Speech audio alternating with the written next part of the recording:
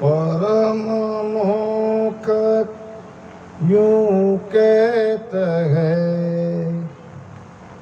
कोई जन बिरला जाय, ताको अर्थ विचार सो, सुनो सकल नर आय, सुनो सकल नर आय, गेल या मिले न कोई, जो पावे कोई भेद धारणी मुश्किल होई, सुख रामदास सत स्वरूप बिन, अमर रहा नहीं कोय, परम मोक्ष हीण कारणे, बिरला पहुँचे जोय। परम मोक्ष यूं कहते है, कोई जन बिरला जाए।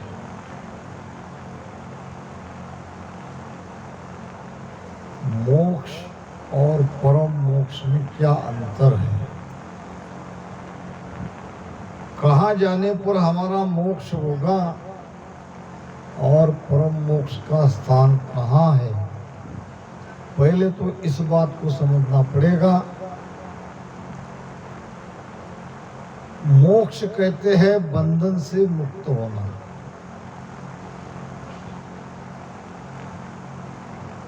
पार ब्रह्म परमात्मा जहाँ से हम आए वापस वहाँ जाके मिल जाना, यह है मोक्ष। बंधन से मुक्त जरूर हो गए, मगर गए कहाँ? जहाँ से हम आए थे फिर वही वापस चले गए। वहाँ से तो आगे आने की रीत है। ये हुआ हमारा मोक्ष। ऐसा नहीं है कि हम वापस परमात्मा में मिल गए और तुरंत वापस आ गए, ऐसा भी नहीं है। कभी कभार आ सकते हैं संत बनके, वो कोई सर्वसाधारण मनुष्य नहीं बन के आएंगे, संत बन के आएंगे। मोक्ष प्राप्त होना कोई छोटी मोटी उपलब्धि नहीं है। अब इसके आगे है आनंद पद, सत्स्वरूप आनंद पद। इसको कहा है परम मोक्ष। अब परम मोक्ष यूं कहत है, कोई जन बिरला जाए। ये परम मोक्ष की प्राप्ति कोई बिरले ही कर सकते हैं, ये महाराज कह रहे हैं। मोक्ष में तो जा सकते हैं, मगर परम मोक्ष में बिरले जा सकते हैं। मोक्ष में जाने के दो रास्ते हैं, मगर परम मोक्ष में जाने का एक ही रास्ता है। पूर्व के शंखनाल से भी ब्रह्म तक तो जा सकते हैं, वो ब्रह्म से वो वापस आ जाते हैं। पीछम के ध्यानी बंकनाल के द्वारा मोक्ष और परम मोक्ष में, मोक्ष से परम मोक्ष में जा सकते हैं, मगर ये बिरले का काम है। परम मोक्ष यूं कहत है, कोई जन बिरला जाए, ताको अर्थ विचार सो, सुनो सकल नर आए। अब महाराज कारण बता रहे हैं, ये क्यों बिरले जा सकते हैं। सुनो सकल नर आए, गेल या मिले न कोई। पहला कारण क्या है? ये गेल यानी ये रास्ता ही मिलता नहीं। रास्ता क्यों नहीं मिलता? रास्ता बताने वाले नहीं है, बताने वाले बिरली जगह है। हम कितने भी कोशिश कर ले, हमारे अपने बल से, हमारे बल से मोक्ष में नहीं जा सकते। यहाँ सदगुरु की मेहर की आवश्यकता है। अगर सदगुरु ही नहीं है, मेहर करने वाले ही नहीं है, तो कैसे जा सकते हैं? तो पहला अभाव है सदगुरु का।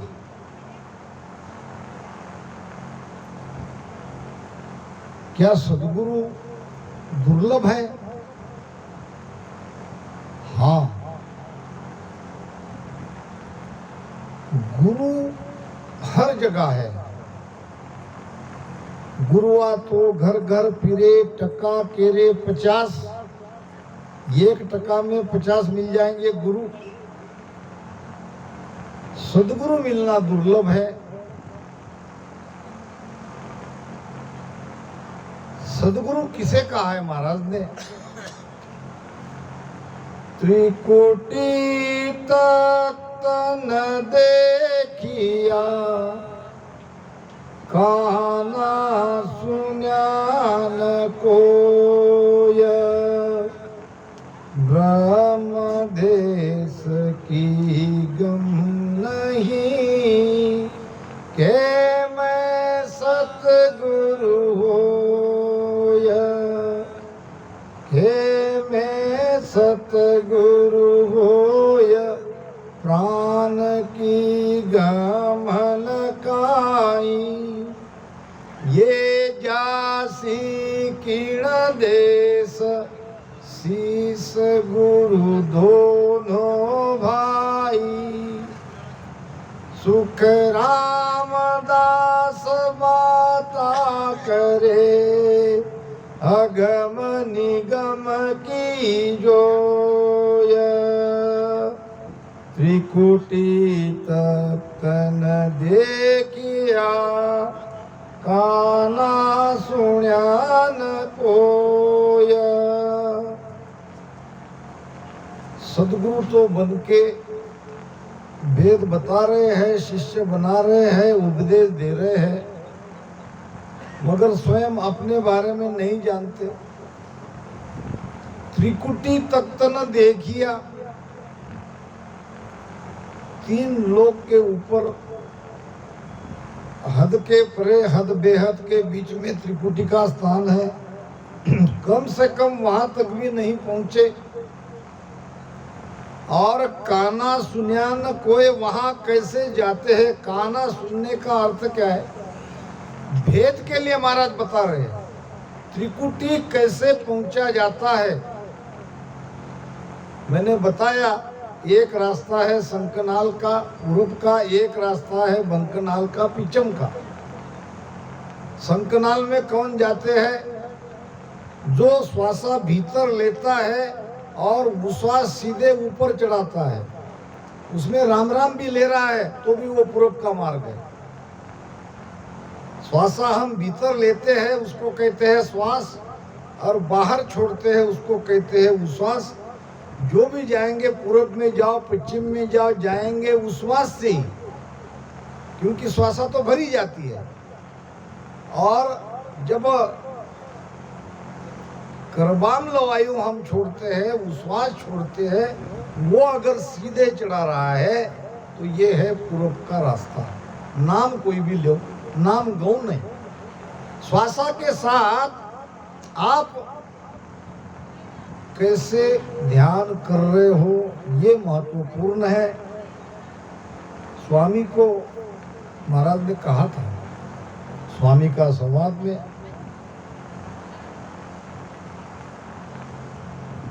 पवन चाड़े कष्ट सु, पूरब खेचे श्वास, जाका घर सुख राम कहे, जमपुर सन्मुख वास। काल के पास अगर जाना है, काल के घर के पास में अपना घर बनाना है, तो ये साधना करो। पवन चारे कष्ट सु, पवन नाम श्वासा। अब श्वासा तो भीतर जाती है, कोई श्वासा को चढ़ा थोड़ी सकता है, मगर ये है उश्वास। अगर कोई उच्छ्वास को कष्ट से ऊपर चढ़ा रहा है, कैसे चढ़ा रहा है मैं आपको बता दूं। और पंक्तियों वाले के लिए हम नहीं कहेंगे, हम हमारे ही लोगों को कहेंगे। समझाना हमें है, क्योंकि ये भेद हमारे पास है, इस भेद से भजन हम कर रहे हैं। ये मैं आपको करके बताता हूँ। अगर आपका ऐसा ध्यान हो रहा है तो सावधान हो जाओ।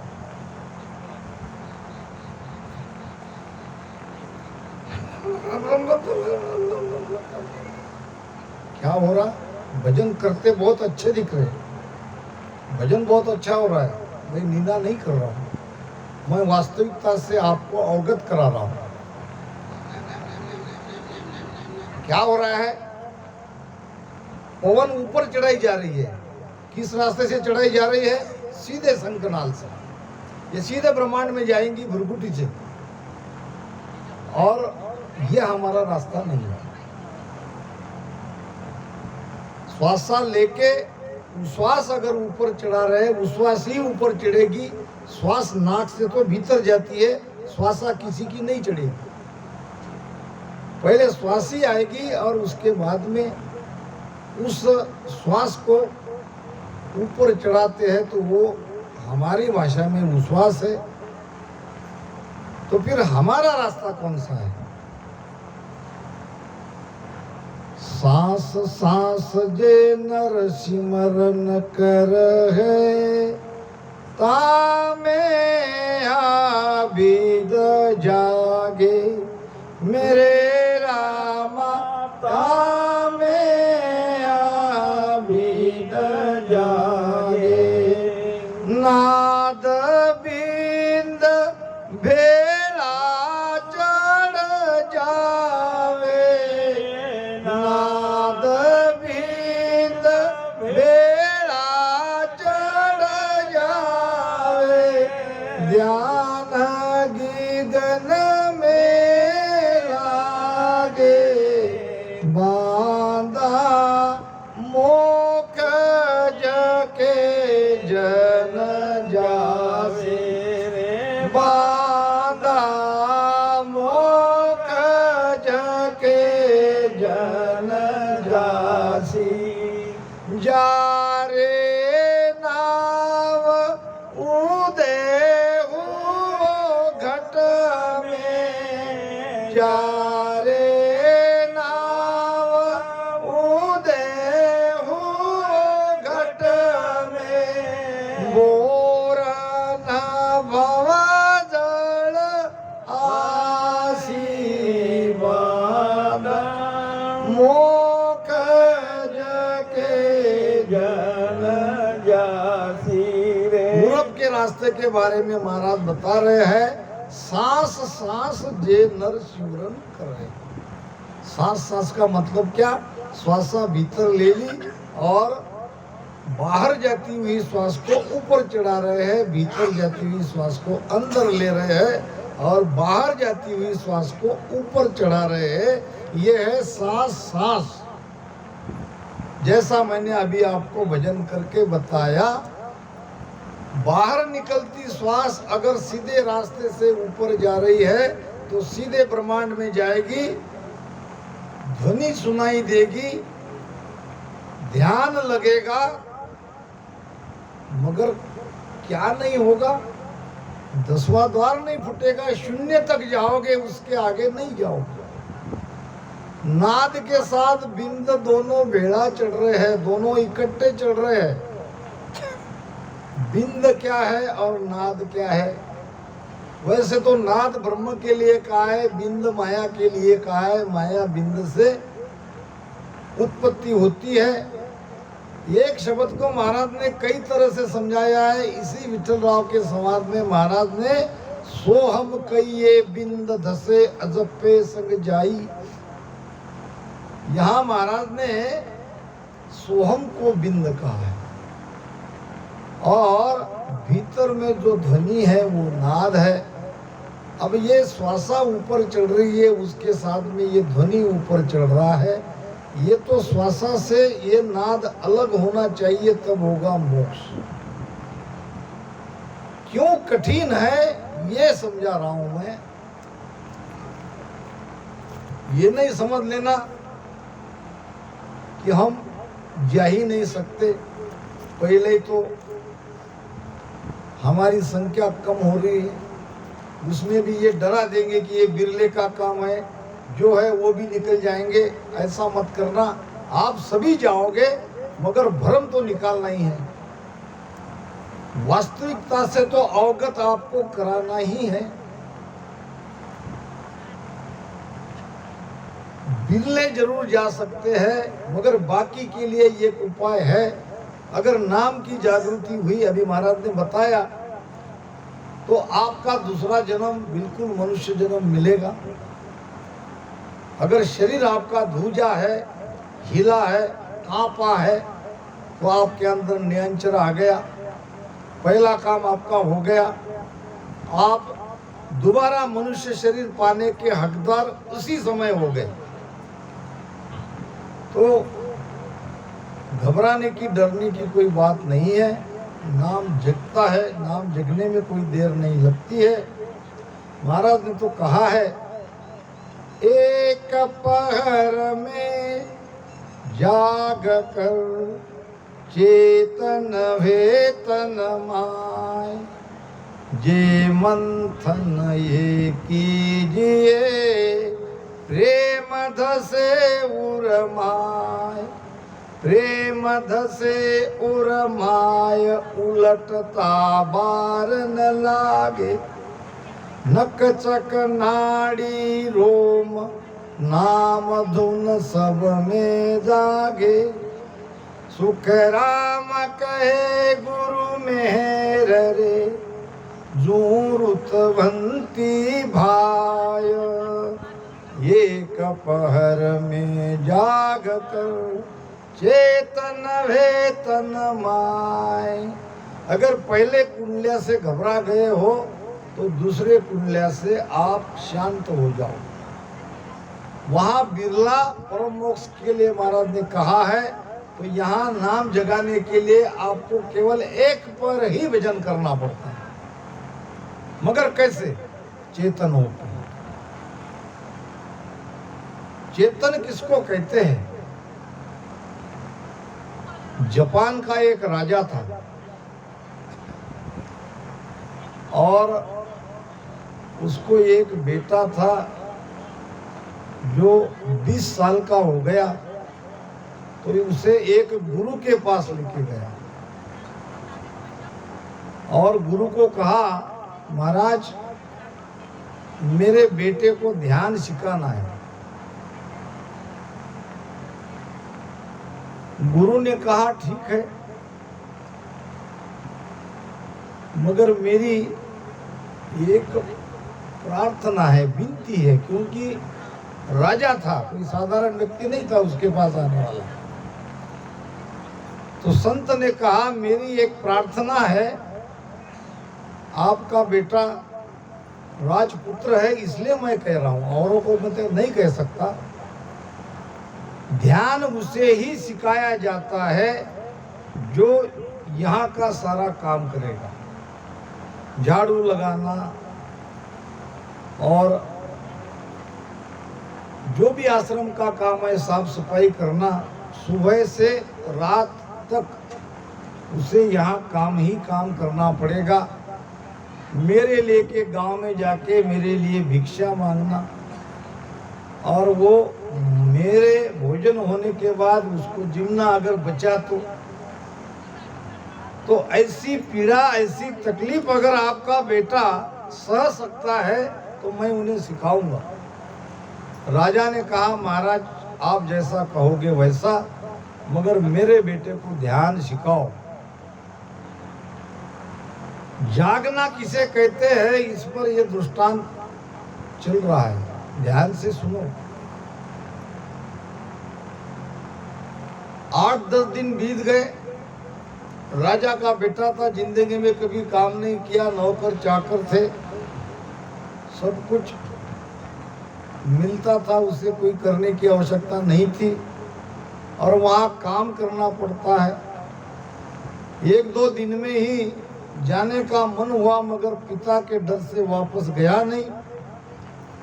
8-10 दिन कैसे तो भी उसने वहां निकाल ले। अब लगा कि अब यहाँ होना जाना कुछ नहीं है। मैं आया था ध्यान सीखने, यहाँ पूरा नौकर बन गया, सारा काम मेरे ही जिम्मा है। तो जाने की सोच रहा था, इतने में पीछे से कोई चीज चुभती हुई महसूस हुई। बहुत ध्यान से दृष्टांत को समझना। जब उसने देखा तो वो गुरु महाराज तलवार की नोक वहां उसे चुभा रहे थे। बहुत डर गया। ये संत है कि कोई राक्षस है जो तलवार लिए मुझे पीठ से चुभा रहा है। फिर तलवार लेके सामने आया। राजकुमार राजपुत्र डर गया। अब उसने कहा कि भाई अब तुम सावधान रहो, मैं कभी भी तुम पर वार कर सकता हूं, आगे से, पीछे से, सामने से, दाएं से, बाएं से। हर एक वार को तुमको चुकाना है, अगर नहीं चुकाओगे तो मारे जाओगे। ये नहीं कह सकता कि मैं सामने से आऊंगा और आपके हाथ में तलवार नहीं रहेगी, आप निहत्थे रहोगे। तलवार मेरे हाथ में रहेगी, मैं सामने से भी आ सकता हूँ, दाएं से आ सकता हूँ, बाएं से आ सकता हूँ, पीछे से आ सकता हूँ। आप चेक रहना, सावधान रहना, यही तुम्हारी ट्रेनिंग है। अब लड़का बहुत घबरा गया। अब वो आगे देखे, दाएं देखे, बाएं देखे, पीछे देखे, हल्की सी आहट हुई तो सावधान हो जाता। और गुरु महाराज भी इतने होशियार, सामने से तो कम आते थे, दाएं बाएं से कम आते थे, ज्यादातर पीछे से आते थे। और धीरे धीरे वो सारी गतिविधियों को पहचानने लगा। हल्की सी आहट हो गई, वो चेक रह जाता और सावधान होके सामना देता था।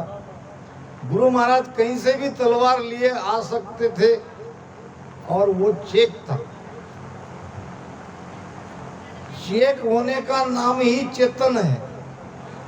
हम ध्यान करते हैं, कभी मंडी ऐसी हो जाती है, रचना बंद हो जाती है और हम बैठे हैं, कभी राम राम कर रहे हैं तो मन भाग रहा है बाहर। ये चेतन होना नहीं है। चेतन हो जाओ, सावधान हो जाओ। सावधान होने के मतलब कभी भी मन रूपी काल आपके ध्यान को बहका सकता है। आप ध्यान में बैठे हुए भी ध्यान आपका खंडित हो सकता है मन के कारण, इसलिए आपको सावधान होना पड़ेगा। अब जब गुरु महाराज ने देखा कि ये लड़का दिन में तो चेक है, चेतन रहता है, अब दिन में ये तलवार की वार खाना लगभग असंभव है।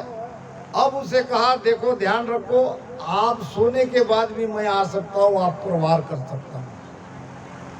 आपको अब और ज्यादा सावधानी बरतने की जरूरत है। अब लड़का और घबरा गया, मगर उससे थोड़ा आत्मविश्वास भी आया था कि दिन के सारे वार उसके मैंने चुका दिए, एक भी तलवार का वार मुझ तक नहीं पहुंच सका। तो रात में भी वो ऐसा सोता था कि चेतन हो गया। और थोड़ी सी भी आहट हुई, चेतन रहोगे, सावध रहोगे तो आहट का पता चलेगा। चेतन नहीं रहोगे, नींद में रहोगे या ऊंघते रहोगे, आलस आता रहेगा तो काल तो अपना घर करेगा। अब रात में भी वो चेतन रहने लगा। और जब रात में भी वो तलवार का वार खा नहीं सका तो एक दिन साधु महाराज ने उसके पिताजी को, राजा को बुलाया, कहा आपका बेटा ट्रेन हो गया है, ध्यान में आप उसको ले जाओ। अब आप कहोगे ध्यान तो उसने किया ही नहीं, फिर ध्यान उसका हो क्या गया? ध्यान का मतलब है चेतन रहना, चेक रहना। हम जो राम राम कर रहे हैं इस पे जोर नहीं देना, आप चेतन कितने हो, आपका मन कितनी देर ध्यान में भागा, कितनी देर आप ध्यान में हो, ये अपने आप को जांचो। नहीं तो कितने भी साल भजन करते रहोगे काम नहीं आएगा। आपके अंदर नियंचर आया है तो नियंचर के साथ सुरती को लगाओ। यहाँ सबके अंदर बैठा है मन रूपी काल, वो सुरती को बाहर ले जाना चाहता है और आपका ध्यान बिगाड़ना चाहता है। तो उस समय आपको ज्यादा सावधानी बरतने की जरूरत है। वही है तलवार का वार। वो काल तलवार लेके आपके आगे पीछे दाएं बाएं खड़ा है आपका ध्यान बिगाड़ने के लिए। अगर इसमें आप ट्रेन हो गए हैं, 3 घंटे तक आपका ध्यान निरंतर चल रहा है, मन एक पल के लिए न कहीं भागा नहीं है और राम नाम में सुरती लगी है, मन को श्वासा में लगा के चेतन होके भजन कर रहे हो। और सबसे और महत्वपूर्ण बात, ऋतुवंती। ऋतुवंती किसे कहते हैं? जब स्त्री को गर्भधारणा होती है, कब होती है? जब वो ऋतुवंती होती है तब ही। और सभी स्त्री को गर्भधारणा नहीं होती है, केवल और केवल ऋतुवंती स्त्री को ही गर्भधारणा होती है। तो हमारी सबकी आत्मा ऋतुवंती चाहिए, तड़प चाहिए। भक्ति कराओ दास बिरह दो चेरी, तलप बिना प्रभु ना सजे। भक्ति जो तेरी भक्ति कराओ दास। तड़पना चाहिए, आत्मा के अंदर तड़प चाहिए परमात्मा प्राप्ति की। चेतन भी हो, सांसों सांस में भजन कर रहे हो और आपकी आत्मा ऋतुवंती है, तड़प रही है, तो गर्भधारणा होगी, नियंचर जगेगा। 3 घंटे में ही जगेगा, यही जगेगा। बाहर की बात नहीं कर रहा, सबके लिए है ये कही, मगर आपके करने पे है। ज्ञान दे सकते हैं, उपाय बता सकते हैं, लेना तो आपको है, करना तो आपको है। आत्मा ऋतुवंती चाहिए और गर्भधारणा होगी। गर्भधारणा होने का मतलब नियंचर जगेगा। ये इसलिए बिगले जाते हैं, सब इस बात को नहीं समझ रहे। लगता क्या है, राम सिंह तो बन गए, बापू ने हमको भेद बता दिया, राम राम कर रहे, संगत भी कर रहे और बोलते भी है प्रवचन करने वाले जात जात आनंद पद जासी। अरे किसके लिए बोल रहे हैं? कौन जाएगा जात जात आनंद पद में? नियंचर जगह, शब्द जगह तो वो जाएगा आनंद पद में, वो तो उसको मनुष्य जन्म मिलेगा, सबको थोड़ी मिलेगा। फिर हम ये कर रहे, वो क्या बेकार में नहीं गया? ये अगले जन्म में ये गुण करेगा। महाराज कहते हैं, राम राम यो पद जोर आराधे कोई, सकल धर्म को छोड़ एक पर नीचे होई। जाका ये फल फूल जन्म अगले नर पावे, रोम रोम रंकार उलट ब्रह्मांड में जावे। सुख राम ज्ञान बैराग बिन, मोकन पूते कोय। ही मर मद बैराग रे, हद बेहद का हो। बेकार नहीं गया। आप राम राम कर रहे हो तो ये भी गुण करेगा, मगर एक जन्म गंवा दोगे आप, ये जन्म चला जाएगा। इसके लिए 3 घंटे पकड़ो, कोई ऐसा समय ढूंढो कि हम एक आसन पर स्थिर होकर प्रेम से मन को श्वासा में लगा के सांसों सांस में राम राम कर रहे हैं, मन को भटकने नहीं दे रहे हैं, चेतन हो के भजन कर रहे हैं और अंदर से आत्मा हमारी परमात्मा को मिलने के लिए तड़प रही है। और राम नाम पे हमारा विश्वास चाहिए। विश्वास अगर नहीं है आगे काम नहीं होगा। महाराज ने एक भजन में बड़ी सुंदर बात कही है,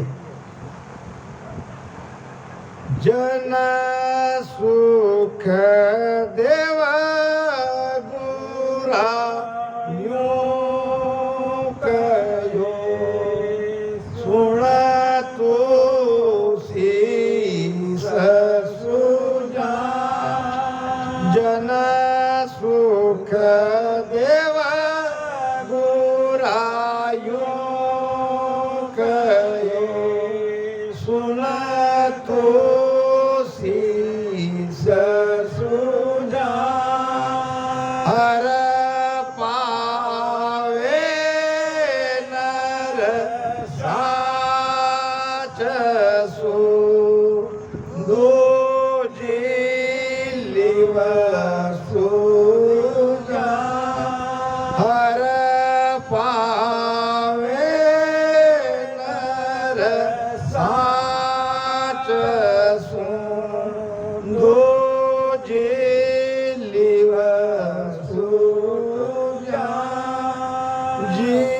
गोरा भेद बताव जो किस विध मिल सिजिया।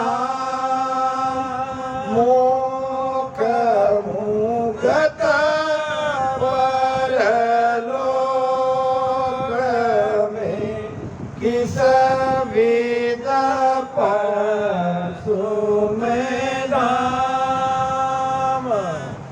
चेतन भी हो गए, आत्मा भी रुतवंती है। अब क्या कमी है? विश्वास की। अगर विश्वास नहीं है, विश्वास किस पे करना है? विश्वास करना है सदगुरु पे, विश्वास करना है राम नाम पे, विश्वास करना है महाराज के ज्ञान पे। विश्वास को, विश्वास आपका है या नहीं है ये जांचो। मैं आपको दृष्टांत बताऊंगा, ये दृष्टांत पे आप अपने को रख के देखो, फिर समझ में आएगा विश्वास किसे कहते हैं। समझ में करना अलग बात है, विश्वास के साथ करना अलग बात है। वो भी अति विश्वास चाहिए। विश्वास में इतनी भी कमी है काम नहीं होगा। ध्यान रखो मेरी बात को। एक कलाकार था, बहुत गहराई से दृष्टांत समझो। एक एक चीज मैं आपको इसलिए बता रहा हूं कि कोई कंफ्यूजन बाकी न रहे। एक कलाकार था जो बांस लेके रस्सी पे चलता था। आपने देखे होंगे रस्सी पे चलने वाले कलाकार को, आपने देखे क्या? पहले जमाने में आते थे, अब भी आ सकते, मगर वो क्या यहीं की यहीं रहती है। ऐसे थोड़ी जगह, यहाँ एक लकड़ी, यहाँ लकड़ी, दोनों लकड़ी के बांध दिए और वो उस पे ऐसे बासा लेके वो भी चलता, वो भी, उसकी लड़की भी चलती। मगर ये कलाकार की कला अलग थी। 2-3 मंजिले बिल्डिंग पर, इस बिल्डिंग से एक कोने से इस बिल्डिंग से ये कोने तक रस्सी बांधी थी। अब कितनी ऊंची हो गई, 2 मंजिला 3 मंजिला दुकान, और उसके ऊपर रस्सी बांधना, और रस्सी के ऊपर वो बांस से चल रहा था। ये मकान से ये मकान तक उसको आना था। 25-30 फुट का बीच का फासला था और ऊंचाई इतनी थी। और दूसरी बात, खाली अकेला नहीं था, अपने छोटे बेटे को उसने कांधे पे बिठा रखा था। बहुत ध्यान से सुनना इस बात को। अपने छोटे बेटे को कांधे पे बिठा के 3 मंजिला इमारत पे, मकान पे रस्सी पर वो चल रहा था। हजारों लोग नीचे से देख रहे थे, सबका कलेजा बैठा जा रहा था बच्चे के लिए। अरे ये तो गिरेगा ही गिरेगा, बच्चे ने क्या किया, बच्चे को नहीं बिठाता, ये भी कोई कला है। सब लोग नीचे से वही भगवान को हाथ जोड़ रहे थे, हे भगवान ये वहां से वहां आ जाए, कुछ दुर्घटना न घटे। और धीरे धीरे एक एक पैर वो रख रहा था, पूरा बैलेंस पूर्ति सुरती लगा के, वहां भी सुरती का काम है, ध्यान रखना। एक बार वो आ गया, इस मकान से इस मकान में आ गया, नीचे लोग तालियां बजाने लगे और कुछ लोग वहां तक पहुंच गए, गले में माला डाली, उसका स्वागत किया, सत्कार किया, सम्मान किया। उसने कहा अब मेरा स्वागत करने की कोई आवश्यकता नहीं है, मैं सबको एक प्रश्न पूछता हूं। अब आपके लिए ये बात है, क्या दोबारा अगर मैं यहाँ से वापस वहाँ अगर रस्सी पे चलूं तो मैं पहुंच सकता हूं? आपका क्या कहना है, पहुंचेगा कि नहीं? सबने कहा हाँ। विश्वास है? सबने कहा हाँ। मैं और एक बात कह रहा हूं, और एक बार कह रहा हूं कि दोबारा मैं वापस उसी रस्सी पे चल के वहां जा सकता हूं या नहीं? सब लोगों ने कहा कि बिल्कुल जा सकते हो। और पूछा आप सबको विश्वास है? तो सबने कहा हाँ। ठीक है भाई, अब आप में से किसी का बच्चा होगा तो दो, आप में से किसी का बच्चा हो तो दो, उसके मैं कांधे पे बिठा के चलता हूं, क्योंकि आप सबको तो विश्वास है। अब यहां पीछे हट गए, दूसरे के बच्चा उसका ही बच्चा वो लेके चढ़ा तो विश्वास है, अपना बच्चा देने का समय आया तो सब हट गए। अरे भाई क्या हुआ, अभी तो आप कह रहे थे विश्वास है, कहां गया तुम्हारा विश्वास? विश्वास की कमी है, बस यही है भजन में। हर पावे नर साच दूजी लिव सूरजा। पहले तो चाहिए विश्वास, हाँ ये नाम हमें तारेगा, तारेगा ते तीक सतगुरु तारेगा। अगर विश्वास ही नहीं है तो कभी उद्धार नहीं होगा। विश्वास से, लगन से, प्रेम से चेतन होके एक आसन पे सांसों सांस में राम राम करोगे तो आधी कमाई आपकी आज ही हो जाएगी। मनुष्य जन्म के हकदार आप आज ही हो सकते हो, कल के लिए नहीं। तो कभी ये जीवन में ये 3 घंटे का समय लाओ। होता क्या है, हम भजन करने बैठते हैं, जब मन लगता है तो तब हम भजन से उठ जाते हैं। खिचड़ी पकने का समय हमने चूल्हे का निकाल लिया, पूरा खिचड़ी कच्ची रहेगी, ये नहीं होना चाहिए। इसीलिए